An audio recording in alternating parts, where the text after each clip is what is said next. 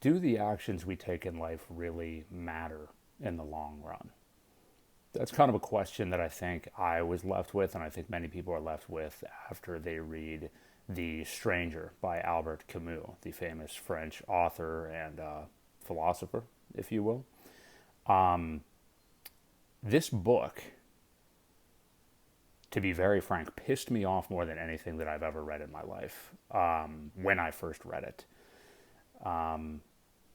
To kind of, and this will be a spoiler-free conversation for the most part. I mean, the story is the story. It's kind of easy to figure out what it is if you just Google this book. But I had a very visceral reaction to this book when I first read it, and most of the discussions that come up about this book are about, what is the meaning of life, or maybe even a lesser question, do the actions that we take even really matter? Will the results just be the results regardless? And is there really a point in all of these fights that we are putting up? Especially when you look at the world kind of today, 100 years later, maybe less than that, after Camus wrote this novel. Everything that goes on in life today, how much impact do our actions really have on what we're doing? How much do people think about that? And with this book by Camus, so there's two things here. This is one of the most addictive books I've ever read. I don't know how many words, but the one I had was about 220 pages or something like that. I mean, you will absolutely speed through it. It's an addictive story. And actually, I think a phenomenal place for somebody to begin reading if they haven't already. It's not a long book. It's thought-provoking. There's a lot of philosophy in it. And the story's fantastic. And if you're like me, it'll make you angry. So, to begin here real quick, the protagonist, his name is Meursault. I'm not French, so I'm probably not pronouncing it perfectly. But he's the main protagonist. And he's kind of I don't want to say loner, but, he's a man unto himself that doesn't really allow a lot of outside influence to, well, I guess he does allow outside influence to completely guide what happens to him. But it has a pretty infamous opening. One of the most recognizable opening lines in, I don't know, maybe literature history, which is just, it starts with "Mother died today." He's at the funeral for his mother, and he's feeling despondent about it, long story short. He's not really emoting much at the viewing. I haven't read this in a little while, so I'm going from memory, but yeah, he's there and he's just feeling kind of blasé about it. I mean, he's there and experiencing whatever emotions he can. He kind of toils around in life without much meaning. It kind of, in a way, if you've ever seen the movie The Graduate with Dustin Hoffman after he graduates high school, he's kind of just wanting to drift for a while. And that's the vibe that I get from Meursault here in The Stranger. And he starts hanging out with a girl that he used to work with. I think her name's Marie. And they have a little tryst, a fun little relationship that is very pleasant. It's not like some big committed thing, I don't think, but they're having fun together. And he's just kind of drifting through. I think she challenges him on some of his viewpoints. He doesn't really, hammer down to anything that extensively that, what his beliefs are or whatever, and they just kind of chill out together. And that's when he runs into, I think it's a neighbor of his, maybe in his apartment building, this guy Raymond, who's not a great dude. Definitely mentally unhinged and has a desire for some people that, wronged him in some way, that he wants to take these people down. He wants to kill at least one or multiple of these people. And again, this isn't a major spoiler. It's kind of like the setup for the book. And he is coercing and convincing Meursault to carry out this mission for him. He's going to give him a gun and tell him to get it taken care of. And the first, jaw-dropping to me moments is that Meursault's like, "Hey, man, yeah, they'd be happy to help you out."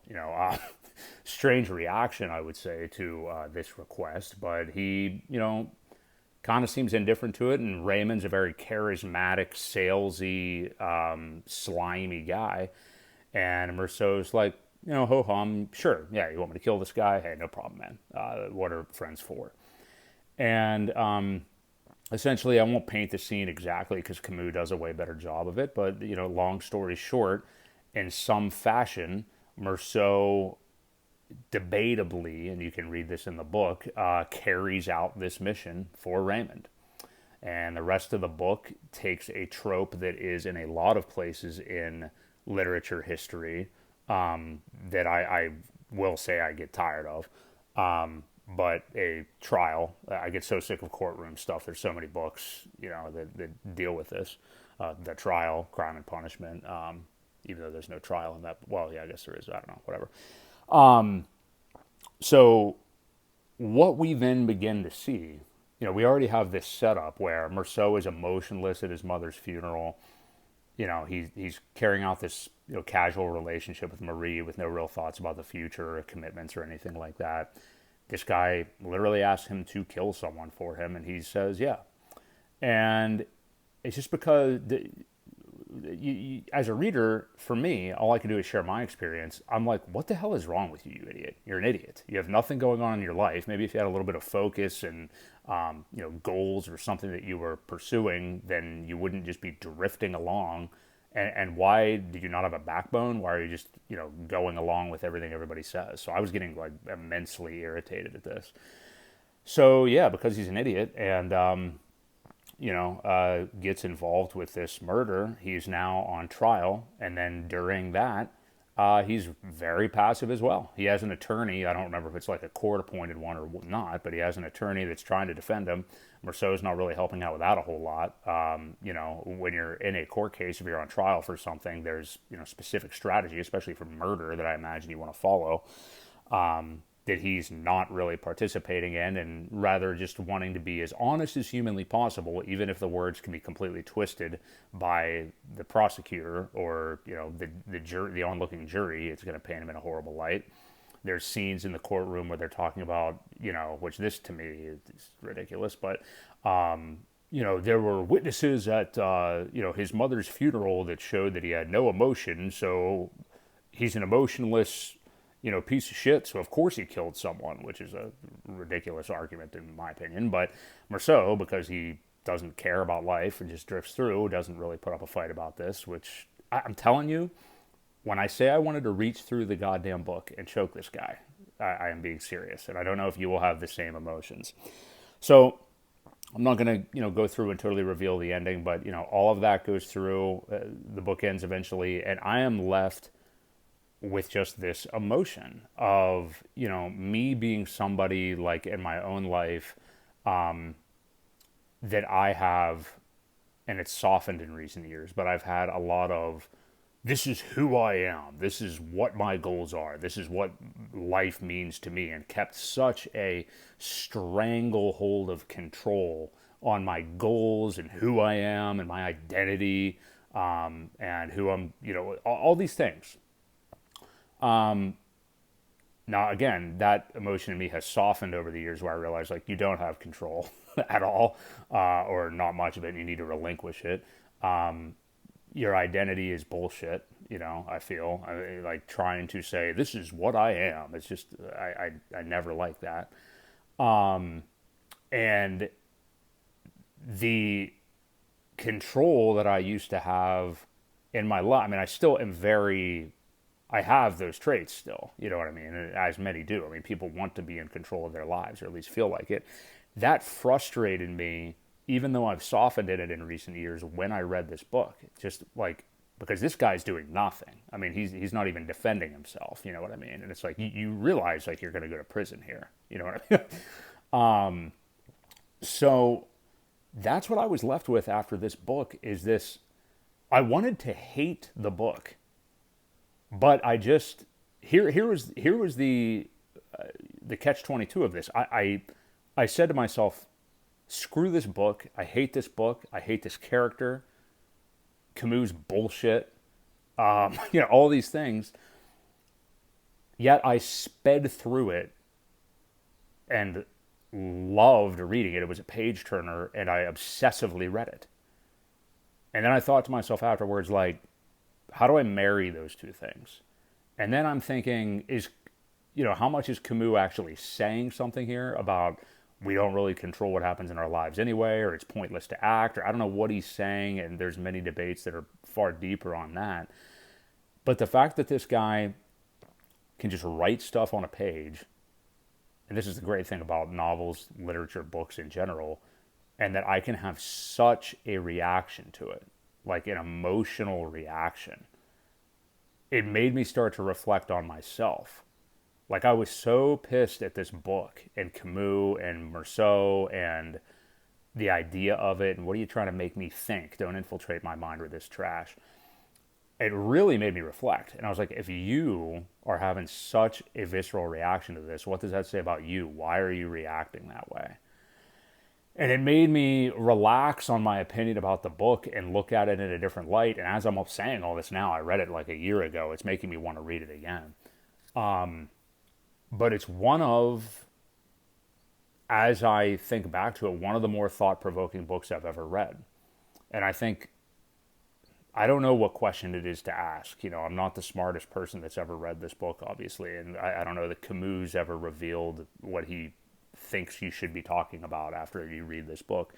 But, the illusion of the control that we have in our lives, that's what I took away from it. And do we really have that control? And if we don't, do you act or not act in a way like our protagonist Meursault does in this book? I mean, I don't think so. It's not the way that I want to be.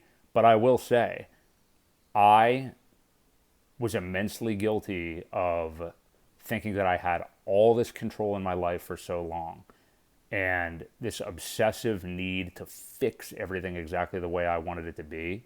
And when I got that way, maniacally about stuff, I tended to screw things up in my life, actually.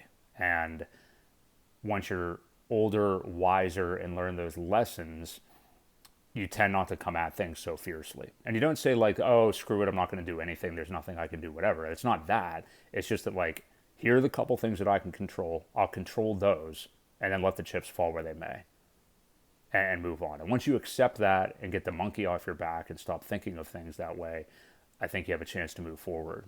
So the fact that that book, which is short and easy to read, made me feel that way and reflect to that level, I think is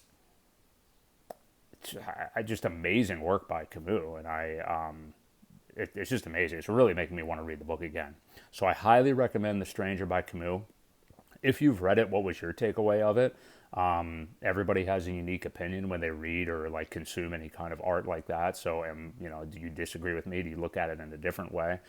And I haven't read any more Camus yet, but I absolutely want to. For some reason, my local libraries have like none of his books, so I'm gonna have to order them or something. I love the library, so no shade on them.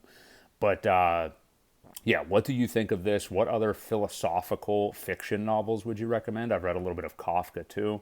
Herman Hesse or Hess, guys like that. But yeah, what did you think about this book? What would you recommend philosophical wise when it comes to novels? And what do you think of The Stranger by Camus? Let me know.